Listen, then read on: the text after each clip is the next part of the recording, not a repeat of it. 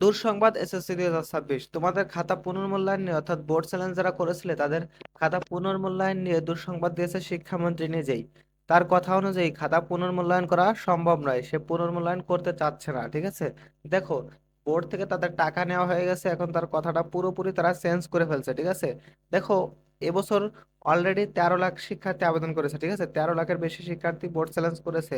সর্বনিম্ন 17 লাখ হবে। ঠিক আছে, আবেদনটা তোমরা আজকের আবেদন শেষ হইতে হইতে সর্বনিম্ন 17 লাখ তো হবেই। এজন্য শিক্ষামন্ত্রী তার, সে যে কথা দিয়েছিল যে খাতাগুলো পুনর্মূল্যায়ন করবে, এখন সে টাকা নিয়ে পাল্টে দিচ্ছে। এটা কোনোভাবেই বোধগম্য নয় যে সে কিভাবে এটা বলতে পারে। কারণ দেখো, 17 লক্ষ শিক্ষার্থী, মনে করো 15 লক্ষ ধরলাম, যে 15 লক্ষ শিক্ষার্থী আবেদন করলো, একটা বিষয়ে বোর্ড চ্যালেঞ্জ করলেও তার 150 টাকা করে ধরো। অনেকে তো 5-6টা বিষয়ে বোর্ড চ্যালেঞ্জ করেছে।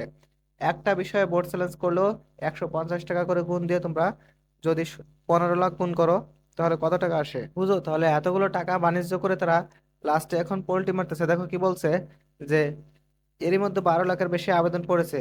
ঠিক আছে, এটা হলো তিনি যে সময় বলেছে 12 লাখ আবেদন পড়েছে সেই সময়ের কথা, কিন্তু এর থেকে বেশি কিন্তু আবেদন পড়ে গেছে, অলরেডি 15 লাখের মতো আবেদন পড়ে গেছে, তাই না?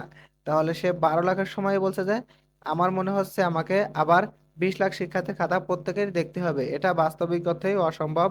এমন সুযোগের অপব্যবহার করা যাবে না। আজ সোমবার 17 আগস্ট রাজধানীতে একটি অনুষ্ঠানের শেষে তিনি সাংবাদিকদের একথা বলেন। তিনি বলেন, আমরা একটি নীতিমালা প্রণয়ন করব, কোন ধরনের খাতা বা কোন পরিস্থিতিতে খাতা পুনর্মূল্যায়ন করা যাবে সে বিষয়ে সুনির্দিষ্ট নীতিমালা থাকবে।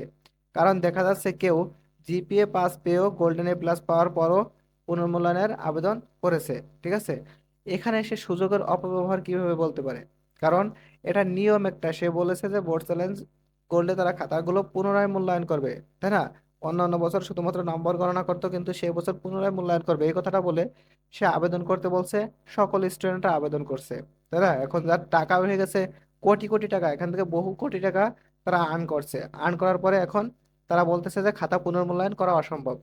এটা কোনো যৌক্তিক, মানে শিক্ষামন্ত্রী, নতুন শিক্ষামন্ত্রী কি শুরু করছে বুঝতেছি না। সে তোমাদের বড় ভাই অর্থাৎ এইচএসসি যারা পরীক্ষা দিছে এবছর, এইচএসসি 2026, তাদের তো পাস কায়দা মতো দিছেই। প্রত্যেকদিন পরীক্ষা, প্রশ্ন ভুল, প্রত্যেকটা প্রশ্ন ভুল তাদের। তারপরে তোমার বৃষ্টির মধ্যে পরীক্ষা নিল, বন্যার মধ্যে পরীক্ষা নিল। এরপরে আবার তোমাদের এই যে পুনর্মূল্যায়নের কথা বলে বোর্ড চ্যালেঞ্জ করাইলো। বোর্ড চ্যালেঞ্জ করিয়ে এখন সে বোর্ড চ্যালেঞ্জ এর খাতাগুলো পুনর্মূল্যায়ন করবে না। এটা কোনো যৌক্তিকতা বলো তোমরা? এখন সে নতুন কিছু নিয়ম করতে চাচ্ছে, সেটা সে আবেদন করার আগে বলতো। এখন কি সে টাকাগুলো ফেরত দেবে? টাকাগুলো তো আর ফেরত দেবে না, শুধু শুধু তোমাদের হয়রানি করলো।